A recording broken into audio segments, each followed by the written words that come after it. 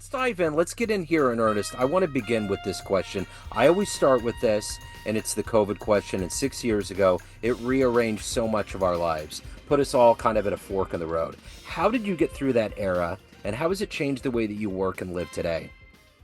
That's a great question. I think for me, COVID kind of pivot my career, right? I think it pivoted the career in multiple ways for me. So one of them was obviously coaching back in the days. Believe it or not, it was on site. You will go to customer sites and sit in the executive or whoever, or I will have people come into WeWork. People remember WeWork and just have a coaching session with me. And I think COVID changed that to, I think everybody's doing coaching virtually as well. Another thing that helped me, that I think was a tremendous gift for me, was with COVID, I got involved in really facilitating virtually and really creating experiences so people felt more connected. We felt that my wife and I felt that there was a lot of disconnects. A lot of people were holding back, waiting to see what happens. And we thought about, hey, we have this great technology out there that we can do video conferencing, we can invite people. And us as facilitators or guys to a conversation, we can create experiences where people feel more connected. And the other thing that brought to me was I started a podcast with my wife to really interview couples to say, hey, what's going on now? You're in the same house for 24/7. How are you dealing with this? And how can you share your message to other couples? So we don't have, I mean, the news, we're talking about domestic violence had increased. There was a lot of people separating. People felt that living with a stranger. And I think that really helped us bring good to the world and say, hey, there's couples out there dealing with this, and why not really transmit this message? So I think it really created a whole world of opportunity to the point that it brought me here to Central Coast. If it wasn't because of COVID, I probably would never leave the Bay Area. It was huge awareness of thinking, hey, there might be something out there that I can explore, that I can live a better life, that I can be by the beach in California. And COVID brought that to my life. So to me, it was a blessing. So it was a lot of good things in my life. And I think also it helped me think that in situations like that where you think chaos is happening, there's a lot of good creation coming out. Yeah. So let's get into all of the work that you do. There's a lot of titles, a lot of things going on. I'm going to put you in front hmm of kids, 12-year-olds. It's career day, and one of the kids wants to know what you do for a living. How do you explain your job? I will tell a 12-year-old that I help individuals realize the potential they have within themselves. So when you were that age, what did you want to be when you grew up? What was your dream gig? Oh wow, that was a great question. I come from a very I have a lot of childhood trauma, and by my dream, like any kid that has dream, was to jump out of planes as a paramedic, per trooper, and really help injure injure people in the land. But we needed to jump out of plane, and I remember sharing that with my dad. My dad was very verbally abuser. We can say abuser because he would say things that I don't think you should tell to a kid, and he would say, "Oh, you would never do that. You'll be either a pimp or bouncer." And I'm thinking, well, I'm kind of short. I'm 5'8".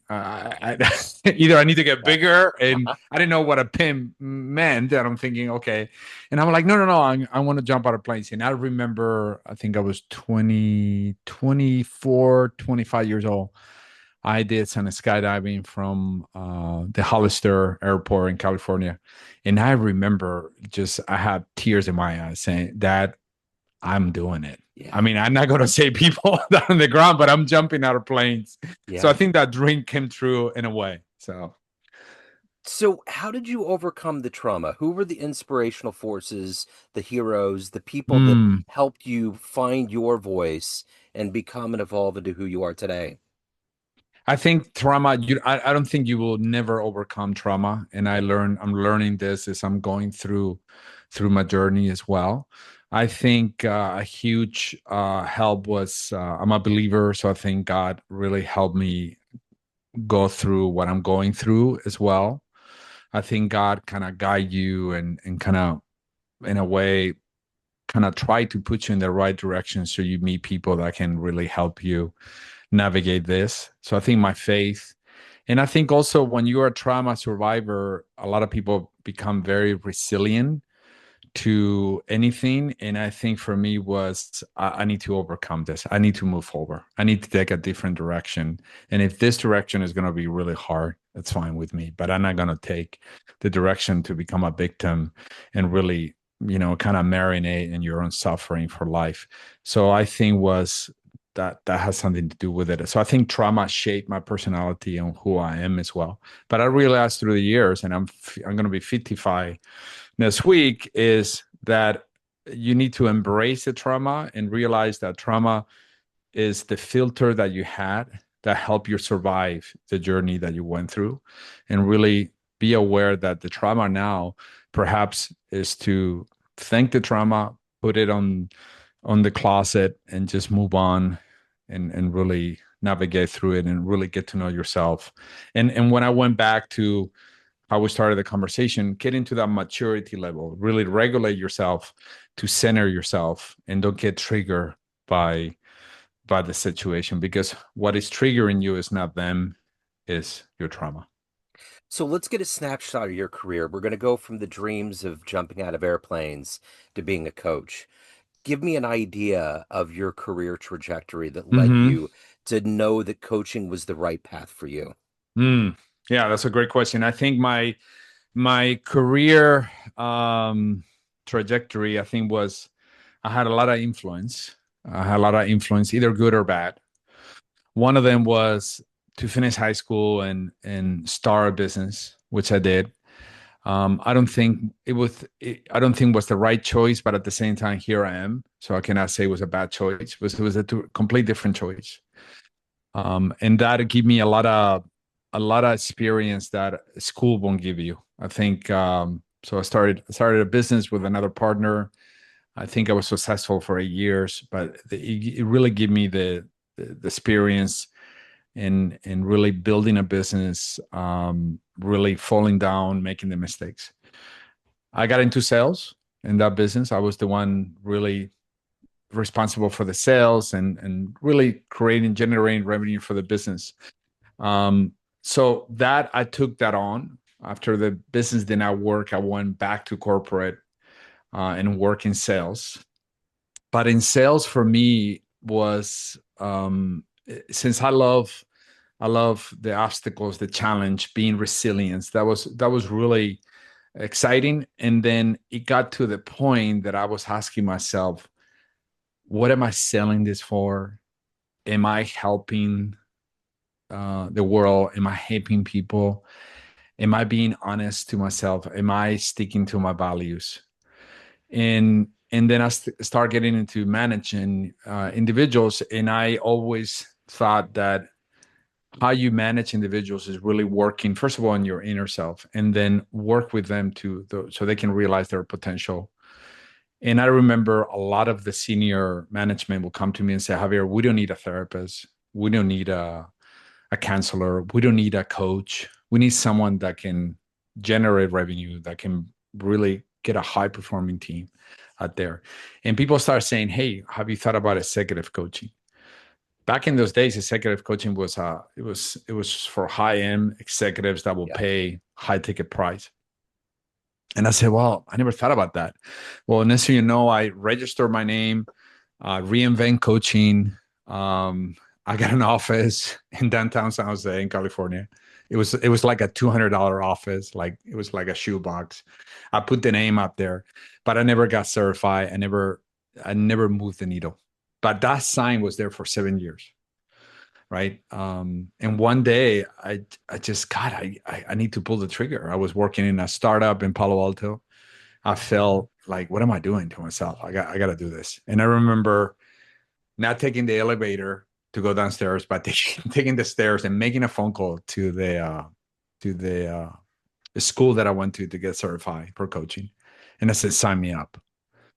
And from there was just, let's go. Let's have conversations. Let's really, I will have conversations with Uber drivers, anybody, barista, Starbucks, anybody that I can talk to and start getting my coaching off the ground. So I don't think I chose coaching. I think coaching was chosen for me because of the behaviors that I was showing up in late in my sales career.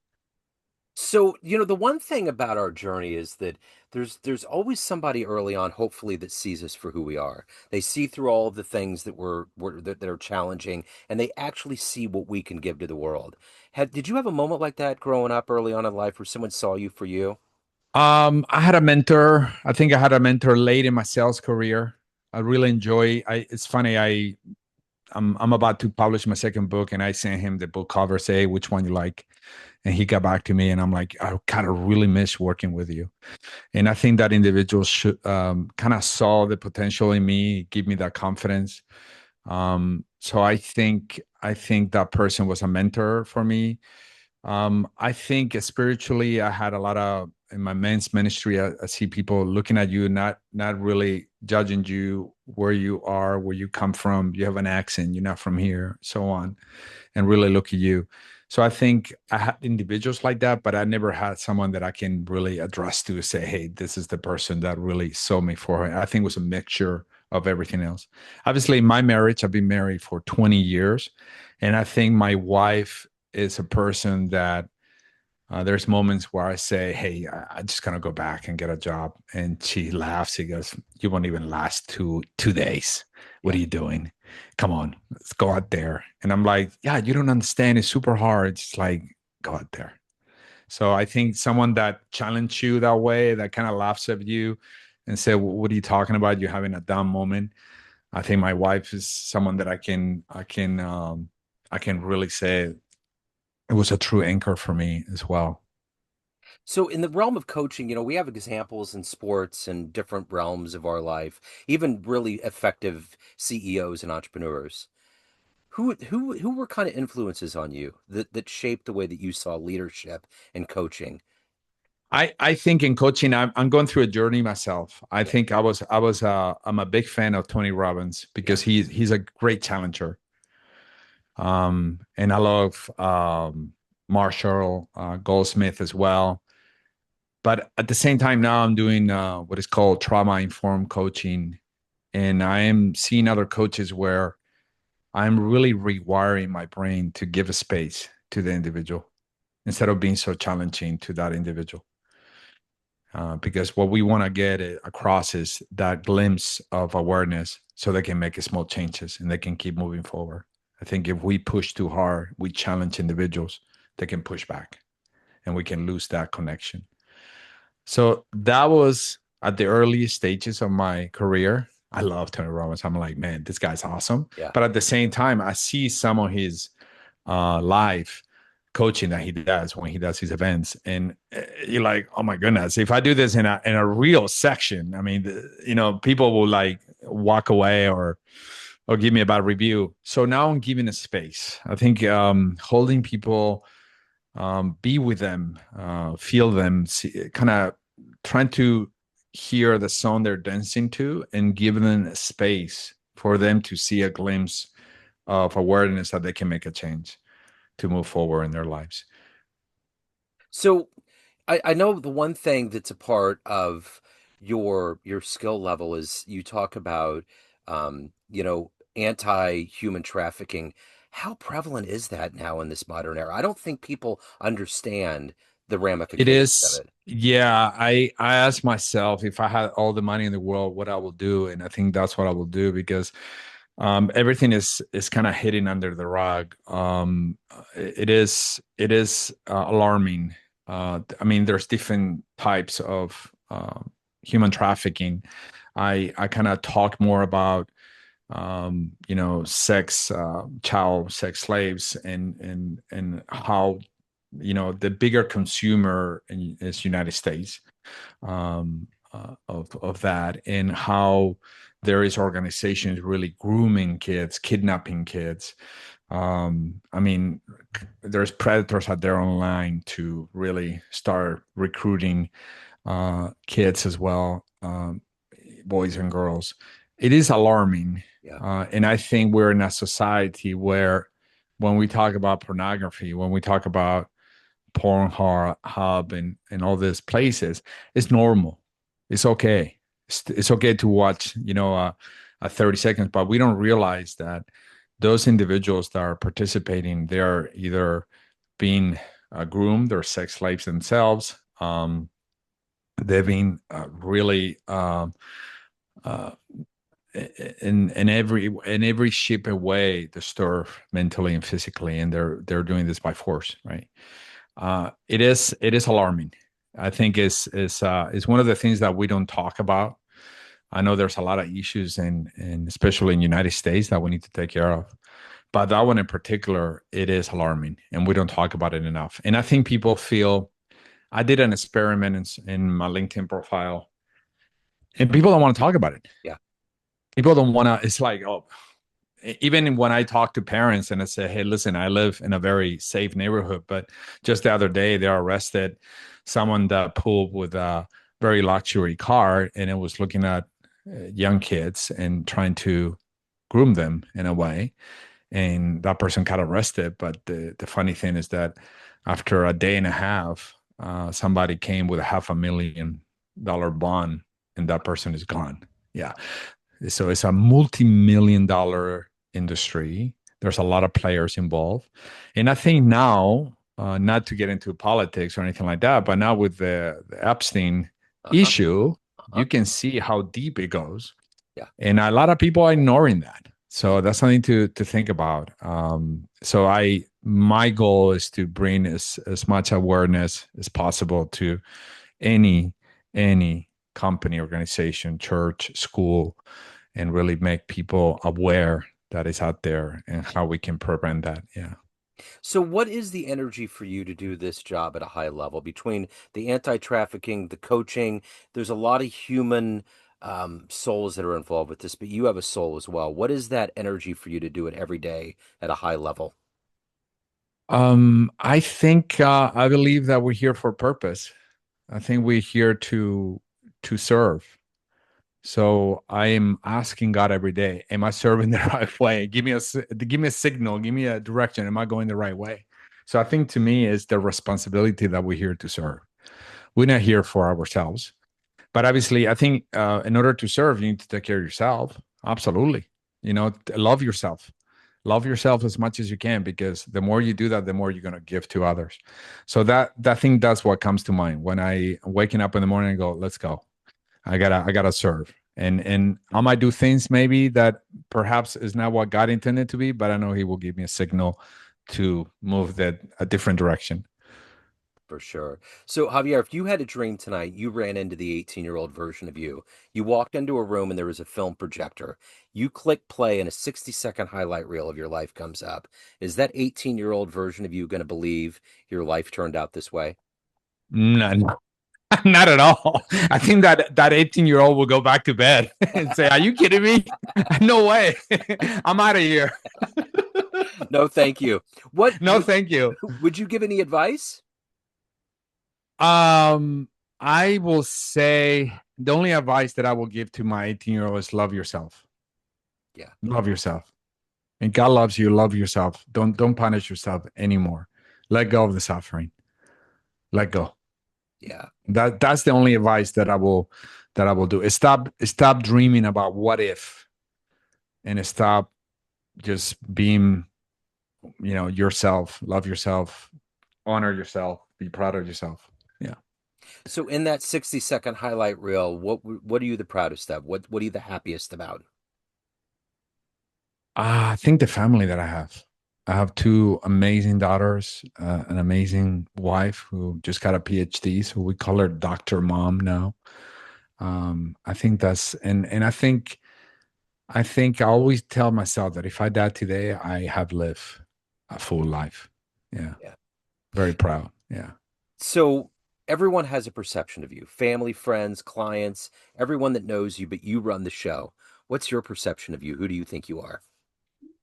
I think I'm funny. I think I'm very energetic. I think I'm very compassionate, empathetic, and I think I'm weird sometimes, and that's the fun of it. Yeah, that's my perception of me.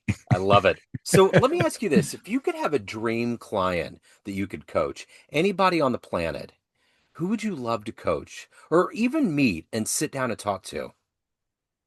That's a great question. God, I would love to coach someone um that I think of them like, oh my God, they're that's horrible what they're doing, right? Someone that perhaps you have a very different view of them, and I think that will be a great learning experience for me, because as a coach we don't judge, and being in front of that person I have to let go of my judgment and really open up to a conversation to really see what's going on. So someone that I in a way, for whatever views they have, I'm against that, and have that conversation with them. Like, for example, let's say I'm with someone who's a white supremacist. Great, love to have a conversation and coach that person, because that's going to challenge me to get rid of my judgment of that person and really be with them and really understand what's going on there, and perhaps maybe they get a glimpse of because I think the more you improve yourself, there is that connection of doing good in the world, I think. So I think that's, but I don't have a name in particular. So No, I love it. That's a great answer. So if anybody wants to hire you, they have questions, they want to reach out, any of the good work you're doing, where's the best place to go? LinkedIn, they can go to LinkedIn. My handler is Javier Llerena, and they can see me there.